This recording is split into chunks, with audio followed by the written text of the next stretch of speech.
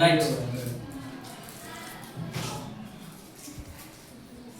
Competitive ఎగ్జామ్స్లో మనకు ఉపయోగపడేటువంటి ఇంపార్టెంట్ బిట్స్ చాలా ఉంటాయి. అందులో శాసనాల గురించి మనం డిస్కస్ చేసుకుంటున్నాం. శాసనాల గురించి తెలిపేటటువంటి శాస్త్రాన్ని ఏమంటారంటే ఎపిగ్రఫీ అంటారు.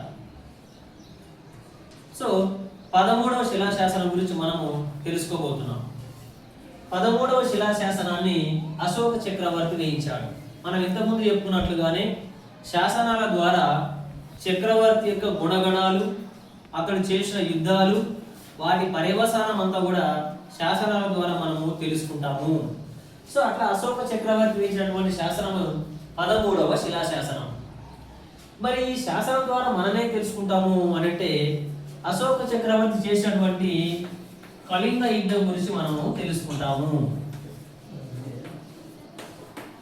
చాలా తెలుసుకోవచ్చు, బట్ ప్రధానంగా కళింగ యుద్ధం. అశోక చక్రవర్తి కళింగ ప్రాంతం, నేటి ఒరిస్సా అనే ఆనాటి కళింగ ప్రాంతం. సో అశోక చక్రవర్తి రాజ్యానికి వచ్చేసరికల్లా కళింగ ప్రాంత వాసులు అశోక చక్రవర్తితో చేసినటువంటి భయానకమైన యుద్ధమే కళింగ యుద్ధం.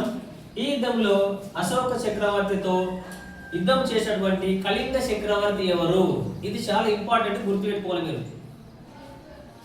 అశోక చక్రవర్తి వర్సెస్ అనంతన్. ఎవరైనా కళింగ చక్రవర్తి.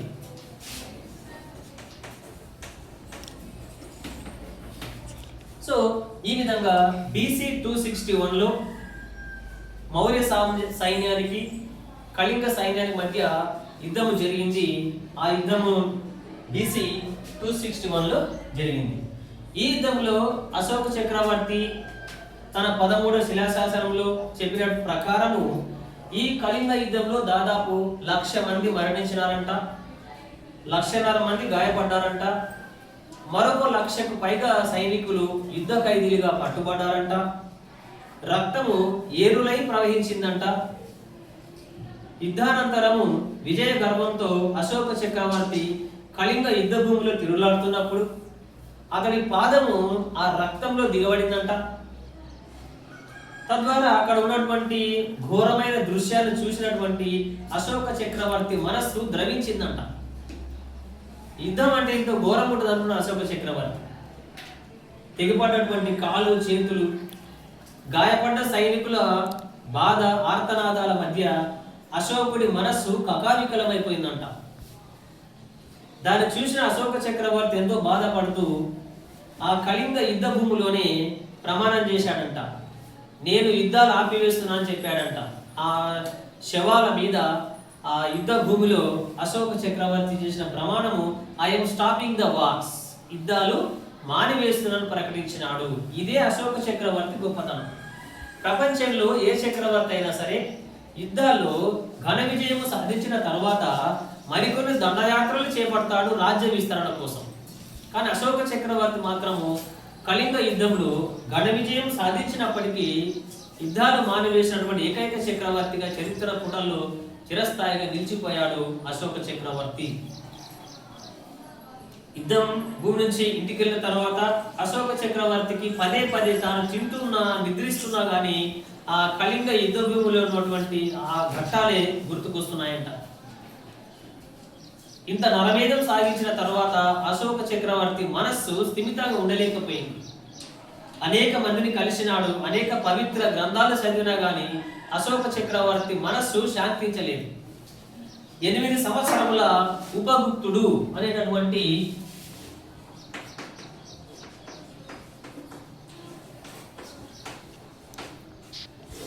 సంవత్సరాల ఉపగుప్తుడైనటువంటి బౌద్ధ భిక్షువు అశోక చక్రవర్తికి బౌద్ధ ధర్మం బోధించడంతో అశోక చక్రవర్తి మనస్సు శాంతించింది. తర్వాత బౌద్ధ మతం గురించి పూర్తిగా తెలుసుకొని అశోక చక్రవర్తి బౌద్ధ మతాన్ని స్వీకరించినాడంట. అందుకే కళింగ యుద్ధం కంటే ముందు అశోక చక్రవర్తి చండాశోకుడుగా పిలువబడ్డాడు. అశోక చక్రవర్తి కామాశోకుడుగా పిలువబడ్డాడు. కానీ కళింగ యుద్ధం తర్వాత అశోక చక్రవర్తి ధర్మాశోకుడిగా మారిపోయినాడు. వెంటనే తను చేసిన పాపాన్ని కడుక్కోవడానికి కానివ్వండి, ఏమైనా కానివ్వండి, అనేక ప్రజా సంక్షేమ కార్యక్రమాలు చేపట్టాడు అశోక చక్రవర్తి. అందులో భాగంగానే